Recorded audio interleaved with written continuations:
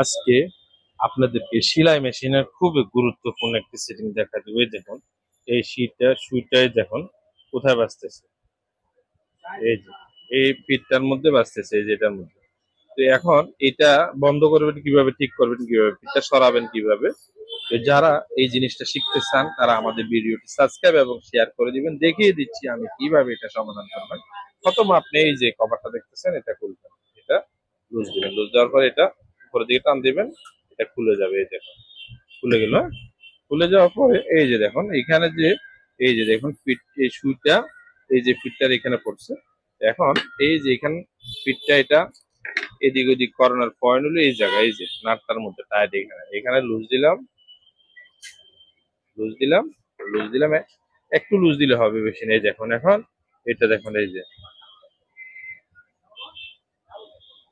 দুইটা উপর উঠে দিবেন, এই দেখেন এই যে এটা লাড়াতে পারতেছে। এখন এটা মাঝখান বরাবর ছিদ্র বরাবর রাখবেন, হ্যাঁ, এই যে ছিদ্র বরাবর এখানে যে প্লেটের ছিদ্র আছে, এখন সুইটা মেশিনের চাকাটা ঘুরাবেন, এই যে মেশিনের চাকাটা ঘুরাবেন, ঘুরে এখানে একদম ছিদ্র বরাবর রাখি। দেখুন দুটোটার মাঝখানে আছে।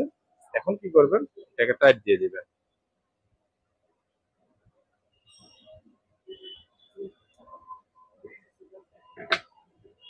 ব্যাস হয়ে গেল। এখন একদম মাঝখানে।